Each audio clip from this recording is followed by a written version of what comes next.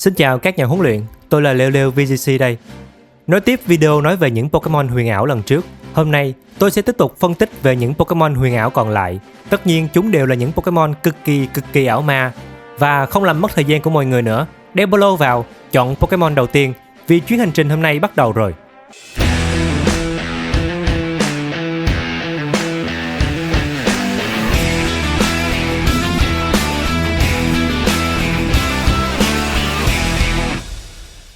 Trước khi thế giới Pokemon mở ra những huyền thoại, đã có một sinh vật nhỏ bé, tinh nghịch và đầy bí ẩn. Đó chính là Mew, Pokemon gốc, kẻ mang trong mình ADN của tất cả các Pokemon khác. Nó không sinh ra để hủy diệt, không thiên về chiến đấu, nhưng lại có khả năng biến thành bất kỳ ai trên chiến trường. Không như các huyền ảo khác có vai trò rõ rệt, Mew không bị giới hạn trong bất kỳ kiểu chơi nào. Nó không có chỉ số vượt trội, không có chiêu đặc trưng mạnh mẽ, không có một hệ đôi để tối ưu hóa chiến thuật, nhưng nó có thể học được tất cả chiêu TM, TR và HM. Một điều không Pokemon nào khác làm được.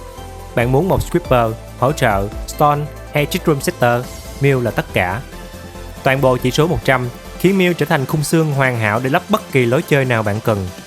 Mew là thần khởi nguyên, linh hồn của mọi chiến lược và là con át chủ bài không ai có thể đoán trước.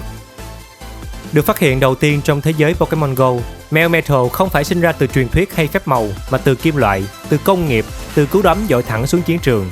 Không giống những Pokemon huyền ảo nhanh nhẹn hay Stone bền bỉ, Melmetal là mẫu Pokemon một đòn, một nạn nhân. Nó không cần tốc độ, không cần combo, chỉ cần ra đòn và nện trúng.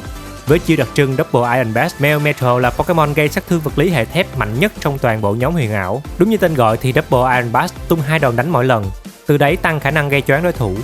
Chỉ số tấn công và phòng thủ vật lý lên tới 143, biến Melmetal trở thành một trong những Pokemon vật công vật thủ mạnh nhất trong nhóm Mythical. Combo đáng sợ của Melmetal chính là Double Iron Bash kết hợp cùng nội tại Iron Fist, tăng thêm 20% sát thương cho các chiêu dạng đấm. Từ đấy, biến Melmetal trở thành cỗ máy dồn sát thương cực khủng trên sàn đấu. Điểm yếu của Melmetal chính là nằm ở lối chơi quá đơn giản và dễ đoán. Nếu không được đặt trong Trick Room, thì với cái tốc độ chậm hơn cả tốc độ ghép tin nhắn của Rush, Melmetal khá phế. Nhưng đấy cũng không phải là vấn đề quá lớn, vì Pokemon là một tựa game chiến thuật có sự trợ giúp của nhiều Pokemon trong đội hình. Nếu được xây dựng đúng lối chơi và vận hành tốt, thì Melmetal chính là một con quái vật cực kỳ đáng gờm.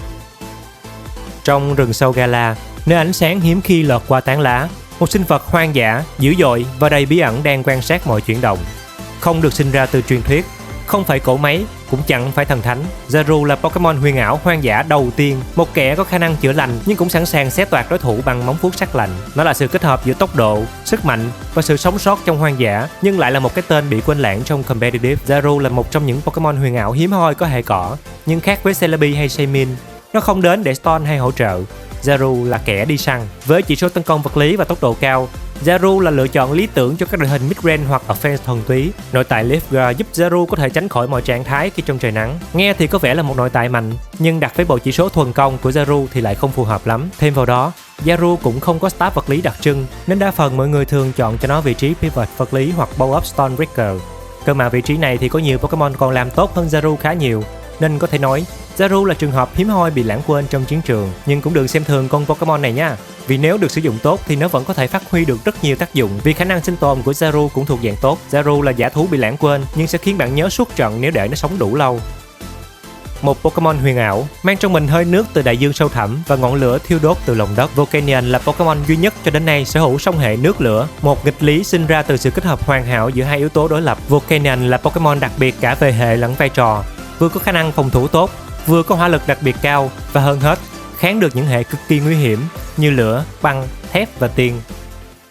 Với chiêu độc quyền Steam Eruption, Volcanion vừa gây sát thương mạnh, vừa có cơ hội thiêu đốt, một lựa chọn khó chịu, mạnh mẽ. Steam Eruption chính là phiên bản Pro Max của Scarf với sức công phá mạnh, cộng thêm chỉ số sát thương đặc biệt rất cao của Volcanion thì Steam Eruption chính là vụ phun trào cực kỳ hủy diệt. Lối chơi mọi người thường chọn cho Volcanion chính là vị trí phá tăng đối thủ. Với sức phòng thủ vật lý cao thì Volcanion cũng có khả năng đứng sân tốt, nên nhiều khi nó cũng là một tăng cơ trá hình. Volcanion không có một fandom hùng hậu, không xuất hiện rầm rộ trong cốt truyện, nhưng nó chính là cơn giận của đại dương, nén lại trong một nồi hơi thép, sẵn sàng xả ra sát thương khi bạn mất cảnh giác. Volcanion, thủy hỏa hợp nhất, cỗ máy áp suất nặng hàng tấn và là cơn ác mộng cho mọi Storm Team khi nhiệt độ tăng dần. Có những Pokemon sống trong ánh sáng và có những Pokemon tạo ra ánh sáng từ áp lực ngàn năm. Diancie là công chúa đá quý, sinh ra từ sâu trong lòng đất, một viên kim cương biết nói, biết chiến đấu và biết hóa thân thành vũ khí hoàng gia khi Mega tiến hóa. DNC không chỉ để ngắm, nó đến để đập tan mọi chiêu thức hề rồng, bay vào bóng tối trong một pha phản công rực rỡ. Ở dạng thường, DNC là một tăng cơ hỗ trợ đặc biệt tốt với khả năng đặt đá, phòng thủ kép và phản đòn. Nhưng khi Mega, nó trở thành sát thủ tốc độ trung bình với stab kép cực mạnh và chỉ số đặc công gần như vượt trội. Nội tại Magic Bounce giúp DNC phản lại được rất nhiều các chiêu thức hỗ trợ khó chịu trong game. Dù không đóng góp nhiều vào sức mạnh chiến đấu của DNC, nhưng đây là một nội tại cực kỳ hữu ích cho cả team. Khi tiến hóa Mega, chỉ số tấn công và tốc độ của DNC tăng đột biến. Cả sức tấn công vật lý và tấn công đặc biệt đều đạt ngưỡng 160, cực kỳ cao, khiến cho những đòn mà DNC tung ra dù là dạng nào cũng thốn vô cùng. Chưa kể, Stab Diamond Storm có sát thương cao lại còn sở hữu khả năng tăng thêm 2 bậc phòng thủ cho DNC, giúp cho Pokemon này đánh vừa đau, thủ vừa trâu. Ở dạng thường thì DNC sẽ đóng vai trò hỗ trợ cũng cực kỳ hữu dụng. DNC là Pokemon có sự tương phản, vẻ ngoài mềm mại, trong sáng, nhưng ẩn sâu là viên kim cương chiến thuật, có thể cắt phăng đội hình bạn chỉ với một đòn đúng thời điểm. Nếu biết tận dụng, DNC sẽ là một trong những Mega mạnh nhất. Mỗi khi hạt mầm sự sống chạm đất và mỗi khi những lời cảm ơn vang lên, Shaymin sẽ xuất hiện. Shaymin là Pokemon huyền ảo mang hình tượng sự sống và lòng biết ơn, nhưng trong meta, nó là một lựa chọn cân bằng giữa Stormbreaker và Special Sweeper. Tùy vào hình dạng, Shaymin có thể là bức tường chống Storm khó chịu hoặc là kẻ bay lượn dọn sạch team bạn bằng Seed Flare. Ở dạng thường, Shaymin là một tăng cơ với khả năng Storm cực ổn định, sở hữu nội tại Natural Kill rất hữu ích để xóa bỏ trạng thái bất lợi. Kết hợp cùng hàng loạt chiêu thức hồi phục mạnh, Shaymin rất dễ làm nản lòng đối thủ khi cố gắng dồn sát thương hạ gục nó. Còn khi qua dạng Skyform thì thay vì là cục thịt cho đối thủ tác động, Shaymin hóa thành một sát thủ liên tục tung chiêu vừa đau vừa khó chịu vào mồm đối phương.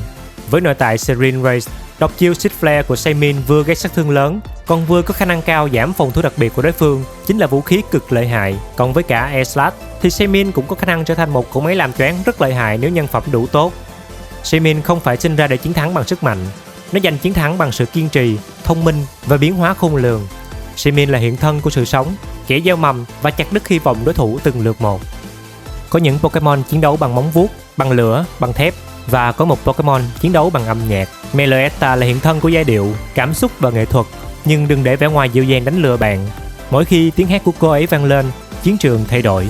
Meloetta là Pokemon huyền ảo duy nhất có thể thay đổi hình thái giữa trận đấu, từ một thi sĩ tấn công đặc biệt trở thành vũ công vật lý tốc độ cao. Đây là Pokemon lý tưởng cho những người chơi đa chiến thuật, bắt đầu trận đấu bằng tầm đánh xa và kết thúc bằng những đòn áp sát. Sở hữu khả năng biến hình nhờ Release Song. Điểm mạnh của Meloetta chính là khả năng biến hóa khôn lường trong trận đấu, nên nếu đối thủ phán đoán nhầm thì cái giá phải trả sẽ là cực đắt.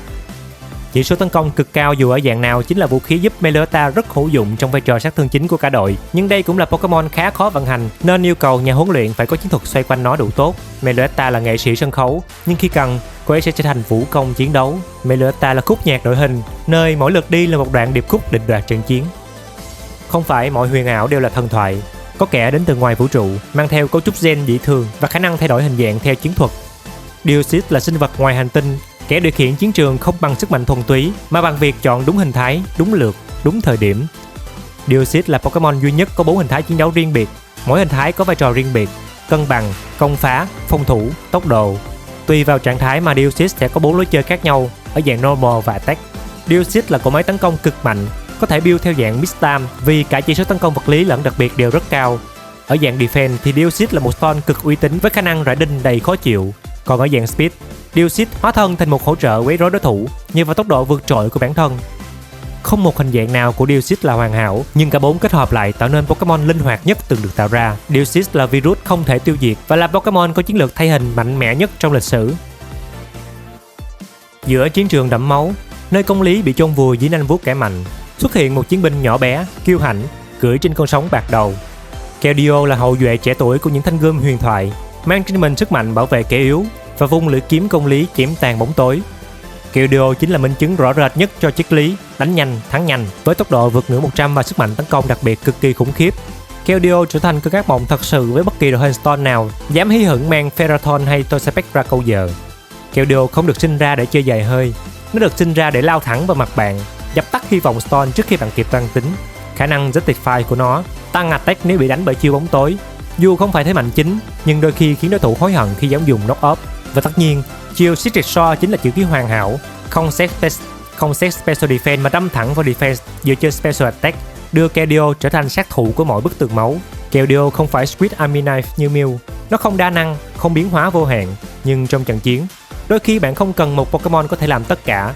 Bạn chỉ cần một kỵ sĩ, một lưỡi kiếm sắc bén và một cơn sóng thần cuốn bay tất cả. Giữa thế giới Pokemon tràn ngập những huyền thoại thượng võ, lại tồn tại một sinh vật nhỏ bé ẩn sau lớp vỏ dễ thương, mềm mại như kẹo. Pteron là Pokemon bị nguyền rủa, người thợ chế tác những trái mặt ngọt chết chóc và cũng là kẻ gieo rắc xiềng xích vô hình trói buộc cả tâm hồn. Đừng để vẻ ngoài hồn nhiên cùng đôi mắt long lanh đó đánh lừa, bởi bên trong Pteron là thứ sức mạnh hắc ám, có thể khiến những Pokemon hung mạnh nhất cũng phải ngoan ngoãn phục tùng. Vũ khí lợi hại nhất của Pteron chính là chiêu Malignant Chain, một đòn tấn công vừa gây sát thương, vừa có xác suất cao đầu độc đối thủ. Và nếu đó là Pteron trong dạng Terastallite, Malignant Chain có thể trở thành dấu chấm hết cho bất cứ giấc mơ phòng thủ nào. Nhưng đáng sợ hơn cả là khả năng Signature Ability Toxic Chain. Mỗi cú đánh từ Pteron có thể gieo vào đối phương một dấu ấn, giảm từ từ sinh lực, khiến họ càng đánh càng kiệt quệ. Về chỉ số, Pteron không sở hữu sức mạnh cơ bắp vượt trội, nhưng nó lại cực kỳ tinh quái, tốc độ vừa đủ để outspeed phần lớn Pokemon phòng thủ. Tấn công đặc biệt không quá cao nhưng lại đủ để gây sát thương ổn định, trong khi khả năng chống chịu tạm ổn giúp nó sống sót để gieo độc. Pteron không cần phải mạnh theo nghĩa thông thường, nó chỉ cần bạn nhìn vào đôi mắt long lanh ấy, chỉ cần một vết cắn nhỏ của chiếc răng đường, rồi để lời nguyền mật ngọt lặng lẽ ăn sâu, dẫn dắt trái tim bạn về phía nó. Người ta gọi nó là Sweet Devil, ác quỷ ngọt ngào, vì chẳng có gì đau đớn hơn khi nhận ra chính bạn vì lầm tưởng đây là một Pokemon đáng yêu mới để nó trói buộc linh hồn mình lúc nào không hay. Trong đại dương, có những sinh vật huyền thoại và có những kẻ bị gán là yếu đuối, là bản sao, là thứ bị lãng quên. Nhưng Phione, dù không có chỉ số vượt trội, không có hình thái thay đổi, vẫn có thể chiến đấu, vẫn có chỗ đứng nếu được xây dựng đúng. Phione luôn bị coi là phiên bản lỗi của Manaphy, không thể tiến hóa, không thể học Tail Glow và không được xem là hợp lệ trong format huyền thoại. Thế nhưng trong các format như PU, Rapid hoặc Monotype, Phione vẫn có thể đóng vai trò hỗ trợ, Stone hoặc Pivot cực kỳ khó chịu. Với nội tại Hydration, Phione sẽ mạnh mẽ nhất khi được hoạt động trong một Ren Team thuần túy. Vì bộ chỉ số không quá nổi bật, nên Phione thường được lựa chọn để làm công việc hỗ trợ hoặc đứng Stone với khả năng hồi phục khá tốt. Có thể nói, đây chính là Pokemon huyền ảo yếu nhất trong tất cả các Pokemon huyền ảo. Tuy nhiên, nếu bạn thích và đủ tự tin thì vẫn có thể dùng nó để chinh chiến. Ok, ở trên là những phân tích cũng như đánh giá của tôi cho sức mạnh của toàn bộ Pokemon huyền ảo. Việc thiếu vắng những Pokemon này trong meta chính thức của game đúng là thiệt thòi lớn. Tuy nhiên, chúng vẫn có sân chơi riêng để phát huy hết khả năng. Mọi người thấy sức mạnh của Pokemon huyền ảo thế nào? Có sánh vai được với những con quái vật đang đứng đầu meta ở thời điểm hiện tại không? Để lại bình luận phía dưới cho tôi biết nhé. Nếu thấy video này đủ hấp dẫn thì đừng tiếc với tôi một nút like cũng như đăng ký kênh nha. Giờ thì cảm ơn tất cả mọi người đã xem hết video này. Xin chào và hẹn gặp lại ở những nội dung tiếp theo của Liu Liu VGC.